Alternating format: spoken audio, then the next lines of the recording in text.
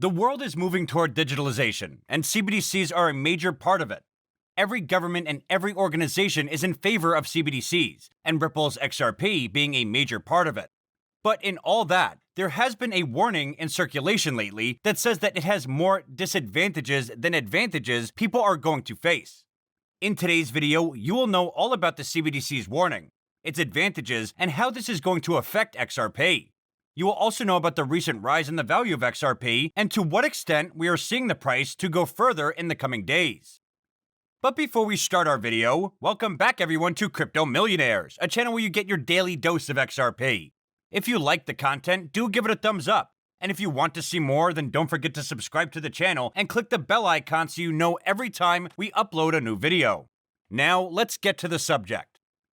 There is so much hype about central bank digital currency. The banking and financial services industry has recently undergone significant digital transformation. New procedures including e-trading, e-KYC, mobility experiences, and digital services are gaining traction around the world. Essentially, the way we deal with money has evolved throughout generations as new services have been adopted. Central bank digital currencies, or CBDCs, is one of the most often discussed subjects among central banks throughout the world these days. The benefits of central bank digital currency are important examples of how modern technologies can be used to create a new type of money. Certain financial organizations have already begun to look into the possibility of issuing CBDC as a widely accepted form of currency. CBDCs can provide numerous important value advantages over existing digital currency versions if they are backed by central banks. According to reports, the biggest advantage of CBDCs is its security. Money laundering, tax evasion, and other unlawful operations are all made easier with cash. Furthermore, it poses greater security risks while transporting funds and making payments. Governments could potentially ban cash in order to reduce crime and increase tax revenue. CBDCs would be an excellent substitute for cash as legal tender in such situations. All the governments and organizations are in favor of this and are working towards it, but not everyone seems satisfied with it. Despite the fact that cryptocurrency has seen remarkable growth this year, some people remain skeptical due to the lack of the underlying asset or official support. They claim to be researching emerging technology and developing a CBDC that will be backed by a sovereign guarantee. Recently, former NSA consultant and whistleblower Edward Snowden took to his social media and has called central bank digital currency, or CBDC, a crypto-fascist currency, primarily designed to deny people the basic ownership of their money.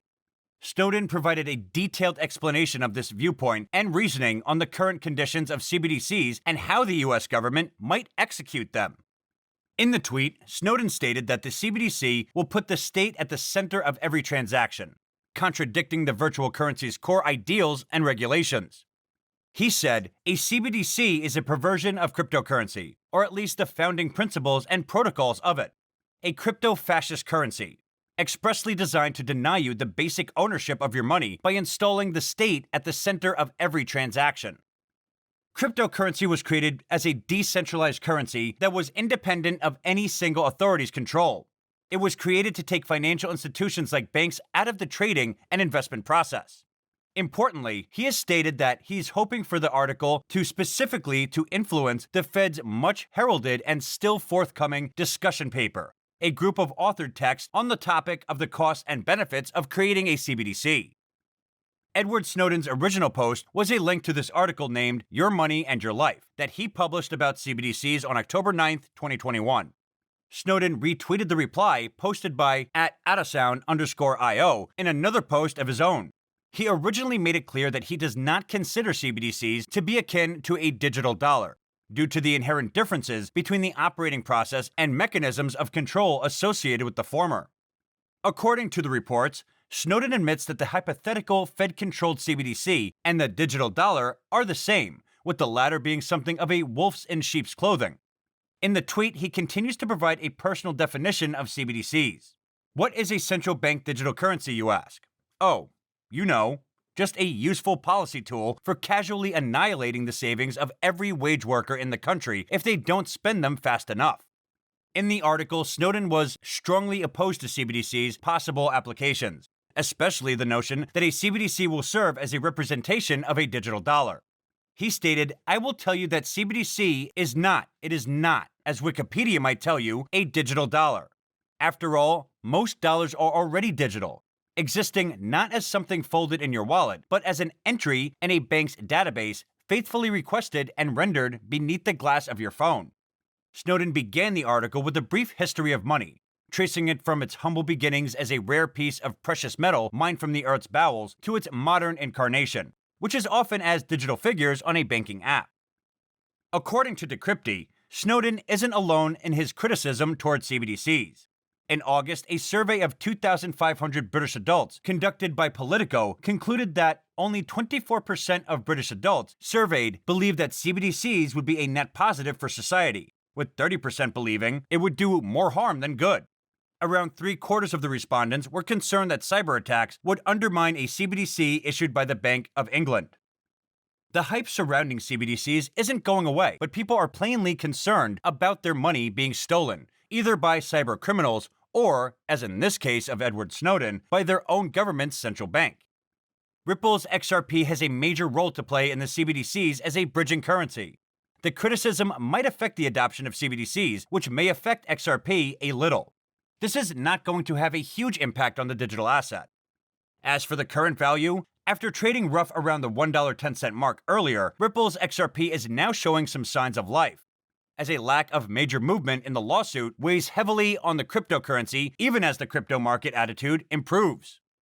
The SEC's efforts to drag the lawsuit out even longer by asking for an extension of the expert rebuttal report date to the 12th of November and a discovery deadline to the 14th of January are souring the mood for XRP holders. Additional time has been asked by the agency to complete rebuttal reports and depose at least 14 expert witnesses. Ripple's legal team predictably has refused to agree to a deposition deadline extension, though it has agreed to a deadline extension until November 12th. Even though several of its rivals have reached new heights in recent months, Ripple's XRP has struggled to climb strongly.